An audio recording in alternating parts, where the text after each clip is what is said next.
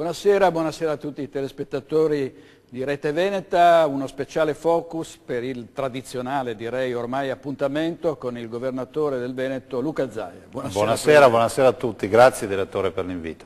Sì, Maggi, è diventato quasi un caminetto, no? Noi più o meno Col caminetto ci si brucia, qui da lei c'è sempre il rischio di bruciarsi le mani. Senta, a proposito, allora cominciamo subito.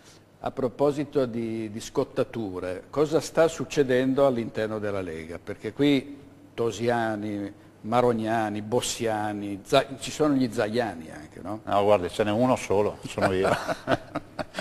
No, senta, a parte le battute, in effetti c'è quello che è Santino Bozza, che è consigliere regionale che, per chi non lo sapesse, ha presentato un esposto denuncia contro i suoi colleghi di partito, alcuni in particolare Maurizio Conte, per quello che ritiene un disinvolto utilizzo delle risorse pubbliche. Santino Bozza è andato giù pesante e ha detto è stata un'epurazione quella delle liste per queste politiche, cioè i tosiani avrebbero eliminato tutti i cosiddetti bossiani. È così? È Bozza che vede i fantasmi? Ma guardi, io inizierei con il dire, e lo diciamo ai cittadini, che non esistono i bossiani, i marognani, anche perché in Veneto, in tutta sincerità, se dovessimo contare i bossiani di stretto rito bossiano saranno 3 o 4, si conta sulla dita della mano. Bozza è uno di questi. Lo dico perché viene troppo facile liquidare la partita di chi magari dissente dicendo è un bossiano. Allora, premesso che io quando voglio dissento e non mi ritengo né bossiano tantomeno che marognano e viceversa. Lo dico perché penso che se uno deve mandare all'ammasso il suo cervello da una parte o dall'altra vuol dire che non c'è neanche più il cervello. Noi siamo veneti e dobbiamo ragionare da veneti. Abbiamo un segretario federale che è Roberto Maroni e va riconosciuta l'autorità del segretario, che democraticamente è stato eletto. Questo bisogna dire. Cosa penso? Penso innanzitutto che un leghista, chiariamolo subito, in campagna elettorale non va a votare PD, voto disgiunto, PDL da una parte. Un leghista che si rispetti, che ha una tessera in tasca, lo dico perché qualcuno fa annunci, vota Lega alla Camera, al Senato, abbiamo i nostri candidati, punto e basta, non c'è altro da dire. Quindi chi da militante del partito va a fare altre dichiarazioni per me è fuori dal partito. Non so come la pensi il nostro segretario, il direttivo, e sinceramente non è che sia molto interessato, per me è fuori dal partito. Dopodiché che ci sia una strategia da portare avanti che è quella di pancia a terra a lavorare e non pensare alle beghe, questo è fondamentale. Tosi ha avuto un mandato chiaro da tutti noi a giugno dell'anno scorso di compattare il partito. Quindi la lettura dell'efficacia del suo mandato sarà quella di vedere se il partito sarà compattato oppure no. Presidente, però ecco, Flavio Tosi, sindaco di Verona, insomma, secondo alcuni sta tramando ai suoi danni, poi a parole dice no, Luca Zaia amministra benissimo la Regione del Veneto, sarà riconfermato governatore nel 2015, però non sembrano così buoni i rapporti tra di voi in questa fase. Beh, guardi, in tutta sincerità, e lei lo sa, lo può confermare, io sono un fatalista, non ho chiesto di fare il ministro, non ho chiesto di fare il presidente della Regione, non ho chiesto di fare il vicepresidente, insomma, nel senso che mi sono sempre messo a disposizione. Penso anche che sia dannoso avere un governatore che 5 anni prima, 3 anni prima o 2 anni prima pensi alla sua futura rielezione, perché questo tipo di amministratori sono quelli che non fanno un tubo dalla mattina alla sera, pensano solo alla politica, pensano solo ad andare a fare comizi, andare a fare incontri. Io penso invece che 162.000 disoccupati abbiano bisogno di un governatore che sia lì a tempo pieno. Poi saranno i veneti a valutare. Saranno i veneti a valutare se il mio operato è stato compatibile con le loro aspettative oppure no. Cioè, se continuiamo a ragionare che sono le segreterie di partito a scegliere per i veneti, è finita.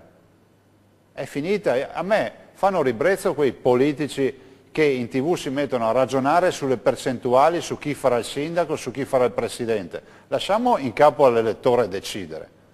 Una cosa è certa, io comunque ci sarò, non so se qualcun altro vorrà essere al mio fianco, ci misureremo, anzi saranno i veneti a decidere. Allora si dice spessissimo la regione tra le più virtuose, se non la più virtuosa, poi certi dati vengono sempre messi in discussione, però insomma sta di fatto che la buona amministrazione della regione del Veneto rispetto ad altre regioni, se vogliamo fare dei confronti stridenti, la si percepisce, la si vede soprattutto nei numeri. Ma È una buona amministrazione? I no, cittadini, è un'ottima amministrazione. Io mi rendo conto che chi a casa non ha un lavoro è incazzato col mondo. Guardi, io mi sono laureato nel 1993. Mi sono laureato nel 1993, ad ottobre del 93. Mio padre, dopo 35 anni, nel 93, chiude l'officina meccanica che ha dalla disperazione, perché non c'è più lavoro. Lo spread è a 600 punti. Lo spread nel 93 era a 600 punti, non a 2,79 come oggi lunedì, non so quanti siano di febbraio, ed è un mondo ostico per i neolaureati, per gli studenti, per tutti quelli che cercavano lavoro. Allora io dico, alla luce di tutto questo, capisco il cittadino che è preoccupato, lo capisco fino in fondo, ma io sto cercando di fare fino in fondo il mio dovere. Se in queste ore si vede un direttore generale, che è il direttore generale dell'ULSS di Belluno, che è su tutti i telegiornali nazionali perché ha venduto la Mercedes, che è l'auto di rappresentanza, non è che lo fa perché se l'ha inventato lui, lo fa perché io ho imposto a tutti i direttori generali per iscritto di vendere le auto blu. Poi invito il cittadino, quando vede le notizie, magari di fare un po' di analisi critica, di valutare. Quando vedi troppo uno in televisione a livello nazionale dire ma questo è la borsa, l'aereo, l'albergo, chi paga il viaggio, dove va, ma ha tutto questo tempo libero per andare a Roma tutte le sere in TV. Cioè, questo aiuta anche a capire le persone, no? Perché sennò è tutto preconfezionato, ci lamentiamo del McDonald's, del fast food, ma ce l'abbiamo dappertutto il fast food, no? Io vengo qui, lei mi fa domande un po' caustiche, devo dirlo.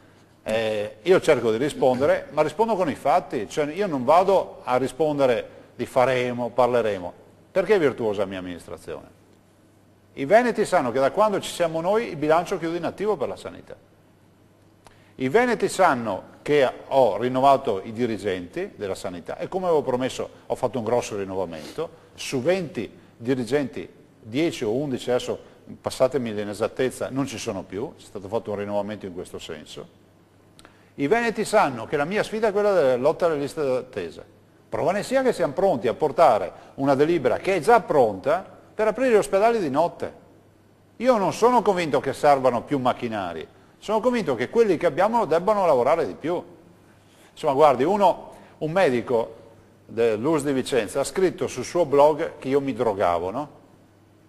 Bisogna essere un cialtroni per fare una roba del genere. Però, guardi, io sono l'unico ministro, anche da ministro feci addirittura l'esame del cappello, no? Perché per sostenere che è giusto che tutti lo facciano. Non ho mai fatto uso di droghe. Questo medico si è scusato, mi ha fatto una grande lettera di scuse, che ho apprezzato, dicendo che si era inventato tutto, scusandosi fino in fondo. Non ha voluto soldi. L'ho obbligato a fare 198 ore gratis nell'ospedale di Vicenza per l'abbattimento delle liste d'attesa, 4 ore alla settimana. Allora, questa è la filosofia che io voglio portare. Se poi i cittadini dicono cambiamo tutto, sono padroni di farlo. Però questo è anche il paese di Piazza Venezia e Piazzale Loreto. Cioè il Duce viene osannato a Piazza Venezia e viene impiccato a Piazzale Loreto. Berlusconi, Bossi, Di Pietro, Prodi e tutti quelli che vi vengono in mente di grandi fenomeni, segni, sono stati tutti osannati dal popolo e sono stati tutti portati poi a Piazza Loreto dal popolo. Dico, bene, cancelliamo il passato, ma guardiamo il futuro con un minimo di solidità. L'osannare oggi, mi faccio una domanda, come è stato fatto con Di Pietro? L'osannare oggi Grillo significherà poi assumersi la responsabilità di quello che farà o ci giriamo tutti dall'altra parte quando non ci andrà più bene? Perché io vedo questo atteggiamento che è improduttivo poi per la comunità. Non è che ogni volta possiamo dire ma non va bene, e chi l'ha messo lì? Quindi anche una responsabilità bisogna prendersi. Perché io ero ragazzo, ricordo che Di Pietro poteva fare tutto quello che voleva in Italia, ve lo ricordate? Oggi non c'è più nessuno che riconosce l'autorità di Di Pietro. Dico, ma allora in quei giorni chi è che lo voleva?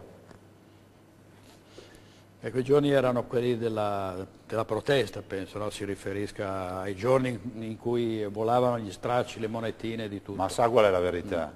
Che i bravi amministratori ci sono in tutti i partiti. E noi cittadini dobbiamo uscire da sta logica della casacca. perché non è il campionato di calcio. La verità è che bisogna premiare gli amministratori seri e per bene, se no finisce che ogni volta azzeriamo e prendiamo dentro tutti. Senta Presidente, però si sta parlando proprio in questi giorni delle promesse che poi molti politici non mantengono, no? Allora voi dite abbiamo provato col federalismo, eravamo come Lega minoritari in Parlamento, ci abbiamo provato, non siamo riusciti e questo è stato visto come uno smacco, insomma, dai veneti che si erano affidati completamente al Carroccio per avere una maggiore autonomia. Adesso c'è il 75% delle risorse da trattenere sul territorio. Lei dice spesso noi diamo 18 miliardi all'anno, di cui poi non si sa bene cosa facciano a Roma, ma siamo convinti che poi questo 75% delle risorse possa restare e ci sia uno Stato disposto a fare questa concessione, perché tutte le volte poi ci si ritrova sempre un po' con la coda tra le gambe, dico come popolazione del Veneto che si aspetta delle novità importanti. No? Ma guardi, io intanto andrei per gradi. Primo grado, i veneti e le aspettative di federalismo. Io sono il primo a essere incazzato, no? Dico, cavoli, 18 miliardi di euro di tasse all'anno dei veneti vanno a Roma e questi se li sputtanano, perché questo è il termine esatto per pagare sprechi, e si tassano sempre di più i veneti. A me sembra che non funzioni il sistema. Però i veneti e il federalismo, i veneti e la Lega. Allora, mi lasci dire una roba, nella mia assemblea di condominio, dove vivo io, c'è un'assemblea di condominio, l'amministratore ci chiama, io vorrei magari, che so, ritinteggiare un muro, mettere a posto il cancello d'ingresso, ma alla fine si mette i voti. I veneti e il federalismo devono sapere che la Lega Nord, Liga Veneta in Veneto, viene mandata mediamente a Roma con il 15-16% del voto regionale. Nella mia assemblea di condominio col 15% ti succhi il dito perché non hai la maggioranza. Cioè, io dico, quando parliamo dobbiamo avere anche cognizione di causa. Allora cosa ha fatto la Lega col 15% che i veneti ci hanno dato amorevolmente per rappresentarli il 15% a Roma? Siamo andati con un governo e abbiamo lasciato in eredità, nonostante ci abbiano mandato a casa prima, i costi standard. Cosa sono? Sono quei costi che se Monti avesse voluto applicarli, perché erano pronti, chiaro cittadini, erano pronti e sono scritti lì, andate a controllare, c'è scritto che ad esempio sulla sanità tutti devono avere i costi, cioè la siringa che io pago e mi costa 6 centesimi in Veneto, in Sicilia deve costare 6 centesimi, non come in qualche regione del sud che costa 25 centesimi, dati del Ministero. Il pasto che io pago in ospedale di 6,5 euro al mio paziente che è lì in ospedale deve mangiare mattina, mezzogiorno e sera, 6,5 euro, in alcune regioni del sud arriva a costare fino a 80 euro a pasto, neanche in un ristorante Michelin. Allora il costo standard, per spiegarlo in maniera proprio maccheronica, è dire chi è più virtuoso nella spesa, cioè chi investe meglio, cioè la siringa da 6 centesimi, quel costo che è il più basso lo dobbiamo applicare su tutti. Sa che risparmio ci sarebbe a livello nazionale? Se si applicassero i soli costi della pubblica amministrazione del Veneto, 28 miliardi di euro, che è un terzo del costo del debito pubblico nazionale all'anno. 28 miliardi di euro, 56 mila miliardi di vecchie lire, applicando i costi della pubblica amministrazione. Ovviamente si guardano il bene dal seguire questo. Allora il Veneto che ti ferma e ti dice abbiamo votato Lega però non avete fatto nulla. No, noi abbiamo fatto questo, con il 16%.